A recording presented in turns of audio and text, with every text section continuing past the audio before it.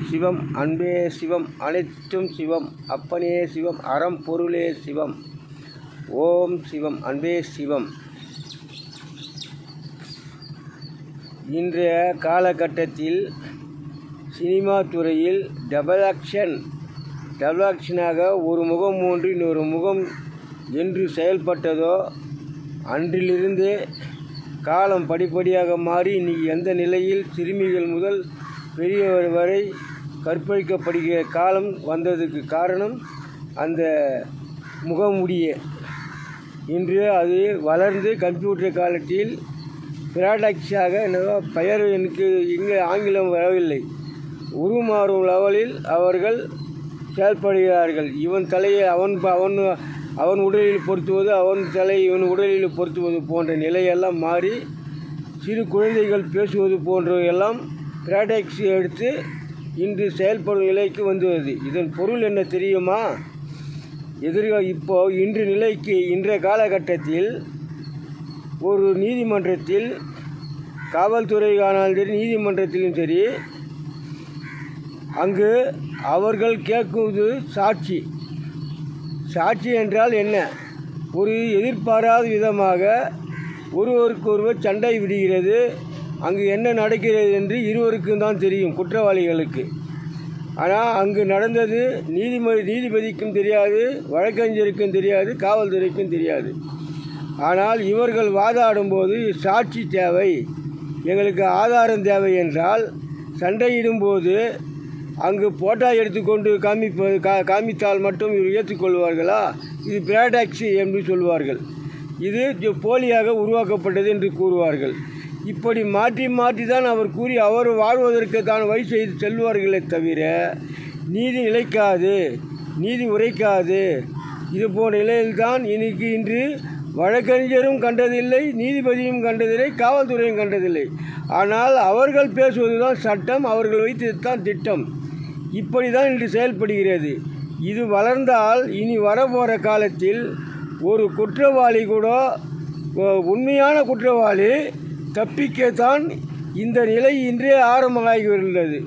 அதாவது பிராடக்ட்ஸ், அதாவது ஒருவர் போன்று இன்னொருவர் உருவாக்குவது, இது போன்ற நிலையெல்லாம் இப்போது இன்றே அதை துவைத்து அதுவெல்லாம் தடை செய்ய வேண்டும். எங்குமே எந்த போட்டா ஸ்டுடியோலும் சரி, எங்குமே இது போன்ற குழந்தைகள் போல் வடிவம் போன்று அதே தெய்வத்தையும் முன்வைத்து தெய்வத்தையும் போன்றும் பல வகையில் செயல்பட்டு வருவதை அடியோடு ரத்து செய்தால் இனி வளரும் காலத்தில் நீதி நிலைக்கும், குற்றவாளிகளுக்கு தண்டனை கிடைக்கும், தப்பிக்க மாட்டார்கள், குற்றம் செய்யாதவர்கள் தண்டனை அனுபவிக்க மாட்டார்கள். இது போன்ற நிலையெல்லாம் நீதி நிலைத்து நிற்கும். இதுவே தர்மத்தின் செயலாகும். இது போன்ற நிலையெல்லாம் மாறுபட வேண்டுமென்றால் இது போன்ற இந்த சினிமா திரையிலும் சரி, வெளி உலகத்திலும் சரி, இது உருமாறும் காட்சிகள் எதுவுமே இருக்கக்கூடாது. எந்த போட்டாவும் இருக்கக்கூடாது. போட்டா எடுக்கலாம், ஆனால் போட்டா எடுப்பதற்கான கவர்மெண்ட் ஆதாரம் தேவை. கவர்மெண்ட் இடத்தில் ஆதாரம் வாங்கி கொண்டு அதுக்கு பிறகு தான் போட்டா ஸ்டுடியோவில் போய் போட்டோ எடுக்க வேண்டும். காரணம், இவர்கள் ஏதாவது பிரச்சனை வந்தால் கவர்மெண்ட் தப்பித்து கொள்ளும். ஆகையினால் கவர்மெண்ட்டுடைய அனுமதியோடு போட்டோ எடுக்க வேண்டும். அவர்கள் அனுமதி கொடுத்தால் அன்று நீங்கள் தானே கொடுத்தீர்கள் என்று கேட்கலாம். மக்களுக்கு அப்போதுதான் இது கவர்மெண்ட்டுடைய சட்ட அதிகாரமும் திருத்த முடியும். இது போன்ற நீதி சட்டங்கள் நிறைய உள்ளது. ஆகையினால் இந்த போட்டா ஸ்டுடியோக்கள் இருந்து அனைவரும் கவர்மெண்ட்டுடைய அவர்களுடைய ஆதாரம் வந்த பிறகு தான் அவர் ஸ்டுடியோக்கள் எடுக்க வேண்டும். இதுபோன்று அனைத்து ஸ்டுடியோக்களும் செயல்பட வேண்டும். அதே போன்று அவன் போன்று சினிமா துறையில் முகம் மாற்றி அமைக்கவும் கூடாது, அதுபோன்று வேஷம் போடவும் கூடாது, அதுபோல் டோப்பாக்கள் செய்யவும் கூடாது. இப்போ இதெல்லாம் தடை செய்தால்தான் இனி வளரும் காலத்திலேயாவது நீதி நிலைக்கும். இது போன்ற கற்பழிப்பு குற்றங்கள் படிப்படியாக குறையும் என்றால் இது உடனே நீங்கள் இன்று அலுவலுக்கு வந்துவிட்டால் உடனே தடைப்பட்டு செய்துவான் இறைவன். அதற்கு தொடர்பு உண்டு. உங்களுக்கு புரியாது எதற்கு தொடர்பு உண்டால். காரணம் மக்கள் தொகையே. இந்த மக்கள் தொகை வளர காரணம் என்ன? அரசியல்வாதிகள் அவர்கள் வாழ்வதற்காக, அவர்கள் கட்சிகள் தொடர்ந்துவதற்காக, அக்கட்சிகள் ஆண்டுக்காண்டு வளர்ந்து செல்வதற்காகவும் அதுக்கேற்ற பணத்தையும் பொருள்களையும் இவர்கள் சேமித்து கொண்டதனால்தான் விலைவாசி உயர காரணம் அதே மூலப்பொருள் அதே தான். இதில் வேறு என்ற குற்றமும் இல்லை, எந்த நிபந்தனையும் இல்லை. இந்த கட்சி என்பதே இருக்கக்கூடாது, கட்சிக்காரர் இருக்கலாம். ஆனால் இதை அடியோடு ரத்து செய்ய வேண்டும்.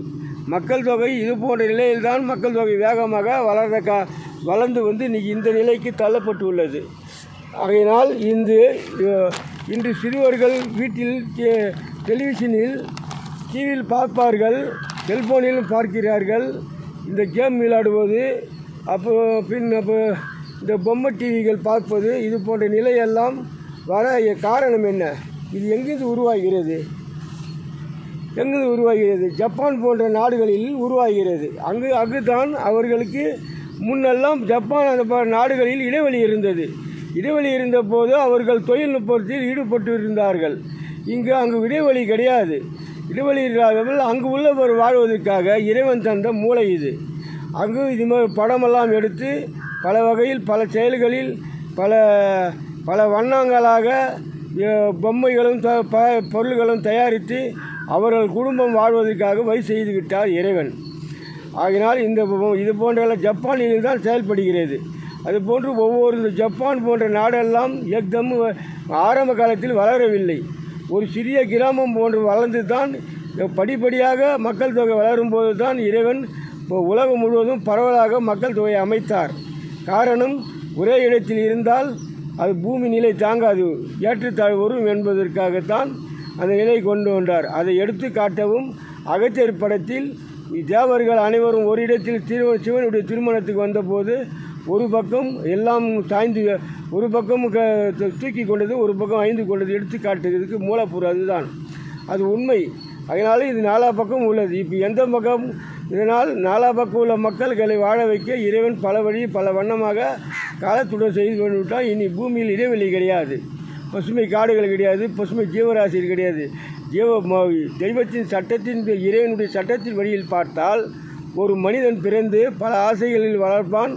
அதில் அவனுடைய கால் பங்கு, அதாவது 35% ஆசைகள் நிறைவேந்திருக்காது, அவன் இறந்து விடுவான். மீண்டும் மனிதனாக பிறந்தான், அதே அந்த குறை ஆசைகளை நிறைவேற செய்தான் அவனுடைய ஆசைகள் தூண்டும். காரணம், அவன் உடலும் அந்த இரத்தத்தில் ஊறிதான் இந்த மண்ணில் மறைந்தது. அந்த நிலையில் பிறப்பான் என்பதற்காகத்தான் முன்கூடியே மனிதன் பிறக்கும் முன்னே பசுமை காடுகளை படைத்து ஒரு மனிதன் பிறந்தால் அவன் உயிர் அந்த காட்டில் உள்ள ஜீவன்களில் பிறக்க வைப்பார். அங்கு ஒரு 7 பிறவி புலியாகவும் சிங்கமாகவும் பல ஜீவராசியாகவும் விலங்காகவும் பாம்பாகவும் பல வகையில் பிறந்து 8வது பிறவி மீண்டும் மனிதன் பிறப்பான். இன்று பூமியிலே என்று பசுமை காடுகளும் கிடையாது, அங்கே ஜீவராசிகளும் கிடையாது. 1, 2 உள்ளது. அதே நாடு மக்களை வசிக்கும் இடத்தில் வரும் நிலைக்கு அரசாங்கம் தள்ளப்பட்டுள்ளது. குடிநீர் கிடையாது, உணவு கிடையாது. இந்த நிலைக்கு இன்றைக்கி தள்ளப்பட்டுள்ளது அரசு கட்சிகளே. அதனால் இன்று நிலைக்கு இந்த வர காரணம் அரசு கட்சிகள். இந்த கட்சி என்பது அடியோடு ரத்து செய்தால்தான் செயல்படும். அந்த ரத்து செய்வதற்கு முதல் பொருள் இந்த பிராக்டிக்ஸ், இந்த ஒருவர் போல் ஒரு முகம் காப்பா முடி போடுவது, இது போன்ற நிலையெல்லாம் இருக்கக்கூடாது. டபுள் ஆக்ஷன் என்பது சினிமா திரையிலும் இருக்கக்கூடாது. இது போன்ற காட்சிகள் எல்லாம் அடியோடு ரத்து செய்ய வேண்டும், தடை செய்ய வேண்டும். அதை உருவாக்குபவர்களுக்கு சரியான தண்டனை அபராதம் கிடைக்கும் என்று சட்டங்கள் வர வேண்டும். இது போன்ற நிலையெல்லாம் மாறுபட்டால்தான் இனி வரப்போகிற காலத்திலெல்லாம் மக்கள் நன்மையாக பிறக்கும். இது போன்ற கற்பனை நிலையெல்லாம் அடியோடு மாறும். இல்லையே இன்னும் வேகமாக வளரும்.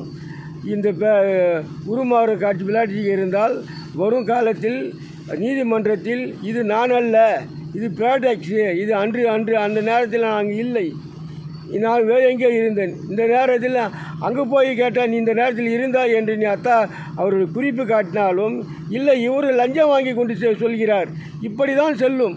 ஆக குற்றவாளி தப்பித்து கொள்வான்.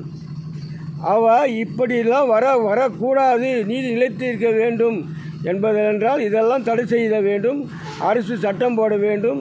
அவனால் முடியவில்லை என்றால் அவனை விட்டு விலங்கச் சொல்லுங்கள். கவர்மெண்ட் ஆட்சி வரட்டும். இதெல்லாம் கண்டிப்பாக நிலைநாட்டும். கவர்மெண்ட் ஆட்சி, அதாவது கவர்னர் ஆட்சி என்பது மனித உரிமை ஆட்சி. அது மக்களை காக்கக்கூடிய தெய்வ சக்தி உள்ளது. இந்த அரசாட்சி அசுரன் ஆட்சி, மக்களை அழிக்கத்தான் செய்யும்.